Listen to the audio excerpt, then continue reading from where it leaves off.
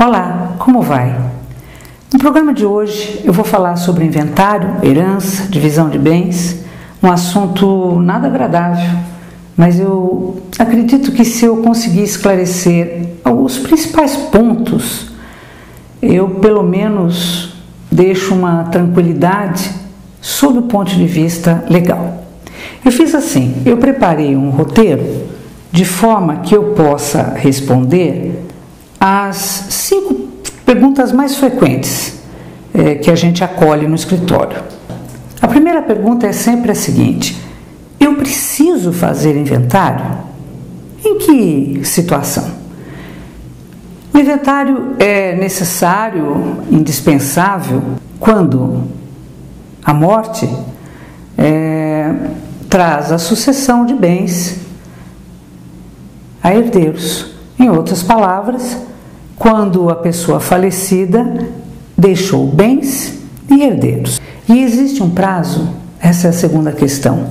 Sim, existe. Pelo Código de Processo Civil, que está previsto no artigo 983, você tem 60 dias, né? O procedimento, o inventário, a partilha, ela tem de ser aberta no prazo de 60 dias e finalizada nos 12 meses subsequentes. A questão de não cumprimento desse prazo que para se estar atento, não é? Existe um imposto que é o ITCMD, Imposto sobre Transmissão, Causa-Mortes e Doações de Bens, de quaisquer bens e direitos, né? Esse imposto, que representa 4% sobre o Monte Mor, que é o total do patrimônio deixado, esse imposto, que é bastante significativo, se você não recolher dentro desse prazo previsto pelo Código Civil, de Processo Civil, você, desde 1º de janeiro de 2002, né, a data de óbito, 1º de janeiro de 2002, está sujeito a multas. Essas multas, se você ultrapassar os 60 dias e pagar em 180 dias, você já tem 10% de multa. E ela vai aumentar para 20% se você ultrapassar os 180 dias. Nisso você já perdeu o desconto, que você vai ser orientado para isso. Existe um desconto se você paga dentro do prazo, e corre o risco ainda do inventário ser arquivado. E aí, quando você quiser retornar ao assunto, terá mais custas, mais despesas, é muito mais complicado. A terceira pergunta é muito incisiva. As pessoas dizem: e eu preciso contratar um advogado? Então vamos esclarecer. A via extrajudicial é possível e você pode sim fazer num cartório de notas. Entretanto, é necessário que não existam herdeiros menores. Todos têm de ser maiores e capazes. É requerido que todos os herdeiros estejam em consenso, estão de acordo com a partilha, com a divisão da herança, uma solução amigável, e que não haja testamento. Essas são as 3 condições para que você possa fazer diretamente no cartório. Agora, pelo que eu tenho visto no nosso escritório, centenas de casos atendidos, a maioria dos herdeiros não tem tempo para assumir esse compromisso, não é? Além de não ter tempo, a grande maioria prefere a presença, o acompanhamento de um advogado, com detalhe, especialista, né? Advogado especializado nos trâmites do inventário. Ele prefere, veja bem, vai precisar de um advogado para assinar, ainda que seja extrajudicial no cartório. Então ele prefere contar em todo o procedimento que a presença do advogado possa lhe dar a segurança para ele ter análise de minutas, das certidões, de que todas as exigências legais estão sendo cumpridas. eu acho que a gente deve ser bem honesto, né? Pelo que os nossos clientes dizem mesmo. O sentimento é que o advogado, numa situação delicada dessa, né, é o porto seguro. Ele é a segurança de que tudo está correndo dentro da lei, do previsto na lei, sem contratempos, né? Essa é a grande questão que a gente costuma comentar. Agora, tem um detalhe que é importantíssimo, acho que super relevante quando você for decidir se vai contratar um advogado especialista em inventário ou não. Existe dois pensamentos, né, dois entendimentos quanto ao cálculo do ITCMD. Até 2000 existia uma fórmula, atualmente existe outra, e o principal,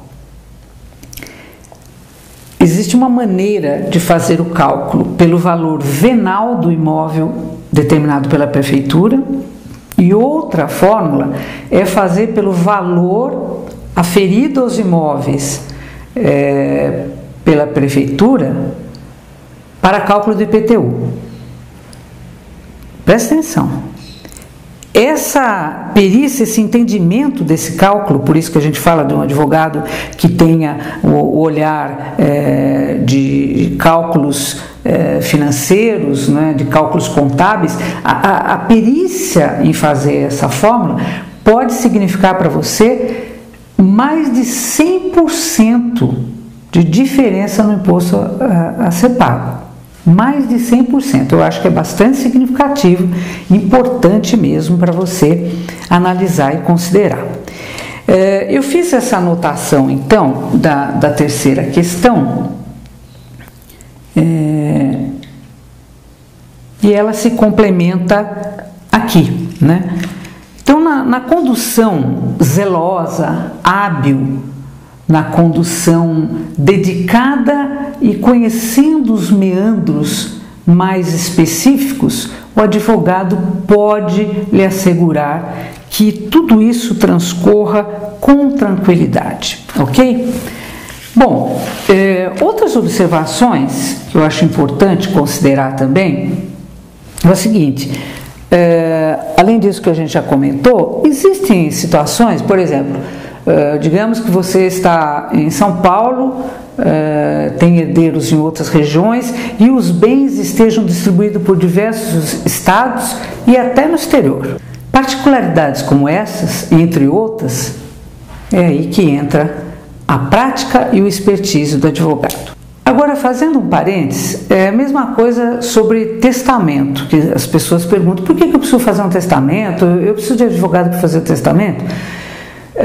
A nossa afirmativa é que, se você quiser fazer um testamento seguindo o que diz a lei, né, você vai fazer uso da parte disponível dos bens que é a sua, que sejam pertinentes a você e que eles sejam transmitidos naturalmente, primeiro aos seus descendentes, não é? Na ausência desses, aos seus ascendentes, na ausência dele, outras definições, de acordo com a lei, não tem problema nenhum. Você vai, o cartório lhe orienta. Agora, qualquer modificação que você deseje dar ao destino desse testamento, dessa herança no testamento, né, você precisa sim de uma orientação jurídica muito dedicada para evitar dores de cabeça, para evitar depois embargos e o que acontece muito mesmo, que é a contestação, chegando até a anulação do testamento. Então vamos à quinta e última questão nesse momento, que é a grande preocupação. As pessoas nos perguntam, mas até meio assustados, né? Mas quanto eu vou gastar? Porque num momento difícil como esse, ainda se preocupar, né, com despesas não é nada fácil. Inclusive, às vezes, os herdeiros não têm recursos para poder prover a abertura do inventário da partilha. E o seu advogado deverá lhe orientar em algumas possibilidades até de trabalhar com os bens para que eles gerem recursos, né? Existem algumas prerrogativas junto ao judiciário. Muito bem, vamos fazer um cálculo básico só como uma orientação. Primeiro, se você tem as causas processuais, como além de certidões, etc., eventuais diligências, oficial de justiça, perícia, isso tudo, se os herdeiros, os legatários, não tiverem direito à assistência judicial gratuita, que um advogado atento, ele vai ao menos solicitar e muitas das vezes, tendo um quadro propício, irá conseguir. Caso contrário, as custas não são nada tão pesadas, tão significativas, a não ser em casos mais extremos de peritos, né, se for necessário. Aí o que você tem realmente significativo, e aqui está mais uma vez lembrando a você a questão da perícia em fazer o cálculo, é o imposto, o ITCMD, que ele representa 4% e tem prazo para ser liquidado, como nós já comentamos. E por fim, a questão dos honorários do advogado, que segundo a tabela da OAB, gira em torno, ou para ser mais precisa ainda, o mínimo da tabela é a prática de 6% sobre os benefícios obtidos pelos herdeiros. Então a gente só tem um raciocínio a fazer, né? Seja no caso extrajudicial ou judicial, os honorários nunca pesam quanto valem, porque ele vale a sua segurança, sua tranquilidade, a garantia de que tudo está sendo feito de acordo com os termos da lei, né? O advogado vai verificar as certidões negativas dos imóveis, da própria pessoa falecida, né? Vai fazer o levantamento das certidões dos imóveis, a regularização, tudo isso. E isso representa um saldo positivo, porque evita dor de cabeça, evita prejuízo, vai acompanhar com que os prazos sejam obedecidos, que os valores sejam pagos corretamente, e isso realmente não tem preço. Você tem uma tranquilidade, um caminhar do seu procedimento e sem nenhum prejuízo ao final. Hoje nós ficamos por aqui, sugerindo que, para a sua confiança na escolha do seu advogado especializado, você acesse o nosso site, como está marcado aí na tela, www.palmiereliraadvocacia.com.br, e com o número da inscrição de OAB do nosso diretor jurídico, você verifique a quantidade de inventários que estão sob os nossos cuidados, sobre a atenção e dedicação e zelo do nosso escritório, e todos os êxitos que nós temos registrado ao longo desse tempo. Boa sorte, estamos aqui para ajudá-lo.